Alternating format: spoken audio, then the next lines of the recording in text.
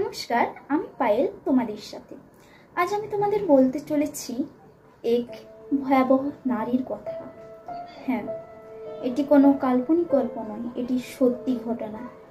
Elizabeth Bathory, যাকে বলা হতো রক্তিন নারী, ড্র্যাকুলা, এই সমস্ত ভয়াবহ নামে, তিনি নাকি অনেক নারীকে হত্যা করেছিলেন তার এক নিজস্ব স্বার্থে।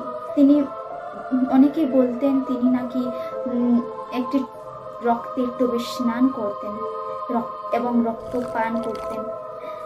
প্রথম থেকে বলি, এলিজাবেথ ব্যাথরি 1960 সালে তিনি জন্মগ্রহণ করেছিলেন হাঙ্গেরির একটি রাজ পরিবারের। তিনি খুবই ধনী ছিলেন। তিনি কি করতেন, দরিদ্র মেয়েদেরকে তিনি টাকা পয়সার লোভ দেখিয়ে বা কাজ দেওয়ার প্রতিশ্রুতি দিয়ে তাদেরকে সে তার দুর্গে ডেকে আনতেন এবং সে তাদের হাত পাগুলিকে বেঁধে তাদের উপর অত্যন্ত নৃশংসভাবে তাদের হত্যা করতেন। ছুরি দিয়ে তাদের শরীরকে চিরে ফেলতেন এবং এমনকি তাদের চোখগুলো তুলে ফেলতেন। এমনই ভয়ানকভাবে তাদের মেরে ফেলতেন। এই সমস্ত কেন করতেন জানেন? এই সমস্ত কাজ করার পেছনে কারণটি জানলে আপনারা নিশ্চয় অবাক হয়ে যাবেন। তিনি আসলে খুবই কুসংস্কারী ছিলেন। তিনি ব্ল্যাক ম্যাজিক, কালো জাদু, এই সমস্ত তিনি বিশ্বাসী ছিলেন। এই কারণেই তিনি এই সমস্ত নোংরা কাজ করতেন। একদিন কি হয়েছিল, তার দাসী তার চুল চিরুন করে দিচ্ছিল।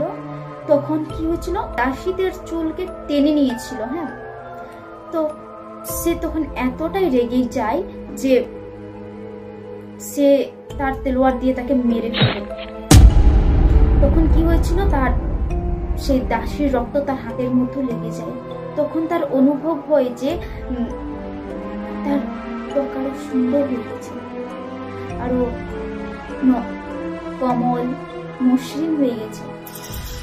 এলিজাবেথ ব্যাথরি অনুভব করে তার স্কিন যখন আরো সুন্দর হয়ে গেছে, তখন জানি না কেন তার মাথায় কি ধরনের খারাপ বুদ্ধি আসে,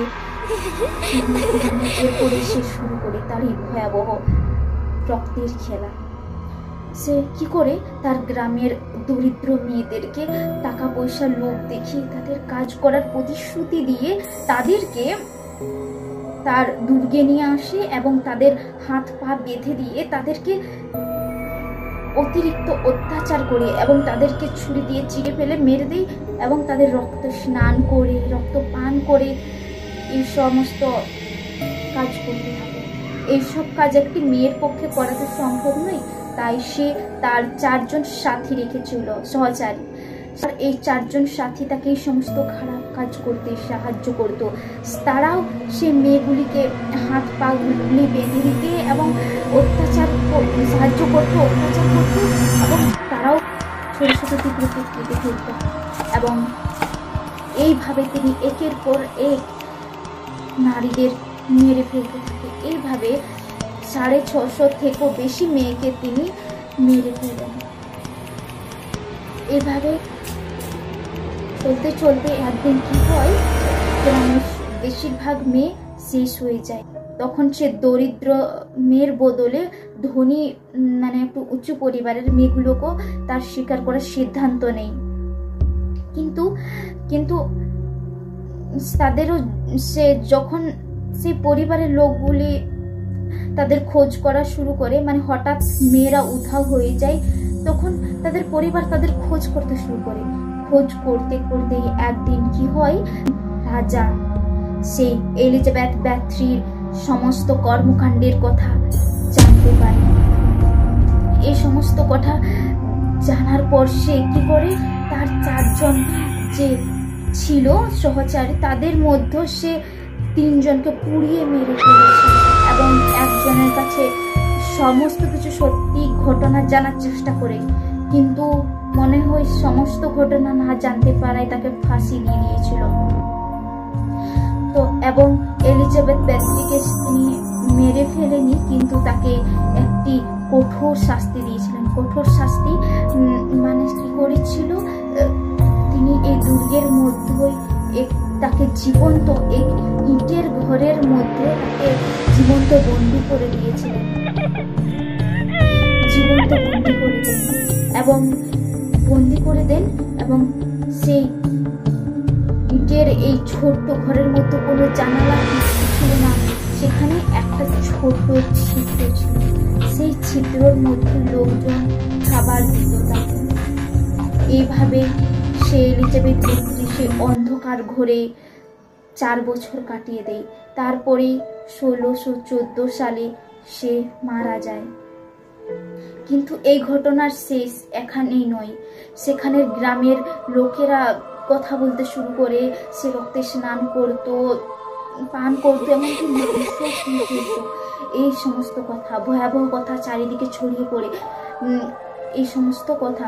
কিন্তু সব থেকে ভয়াবহ যেটা দেখা যায়, সবাই আবার কি বলতে শুরু করে যে সেই দুর্গ থেকে নাকি রাত হলে কোনো মেয়ের কান্নার আওয়াজ শোনা যায়, কোনো মেয়ের হাসির আওয়াজ শোনা যায়, কান্না হাসি সব ভয়াবহ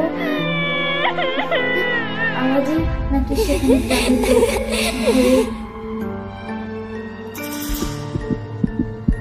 স্তব্ধ হয়ে যায় সারা গ্রাম। এরপর কিন্তু এটাও বলে যে সেখানে নাকি দুর্গ থেকে কোনো মেয়ের চেহারা দেখা যায়, আর নাকি তার চোখ লাল আর তার হাতে রক্ত মাখানো থাকে। এই সমস্ত কথা বলতে থাকে। সেখানে নাকি এলিজাবেথ বেত্রির শরীরকে দাহন করে দেওয়া হয়েছিল, সেই মানে দুর্গের মধ্যে। কিন্তু তার যখন পরবর্তীকালে যখন তার শরীরটি মানে বডিটি যখন ভবিষ্যতে যখন খোঁজা হয়, কিন্তু সেখানে কোনো শরীর পাওয়া যায়নি, কোনো তার অস্তিত্বই পাওয়া যায়নি। অনেকেই বলেন নাকি তার শরীর গায়েব হয়ে গেছেন, অদৃশ্য হয়ে গেছেন। আচ্ছা, তোমাদের কেমন লাগলো এই স্টোরি? যদি ভালো লেগে থাকে তাহলে লাইক করো, কমেন্ট করো, সাবস্ক্রাইব করো। সাবস্ক্রাইব করতে ভুলো না কিন্তু।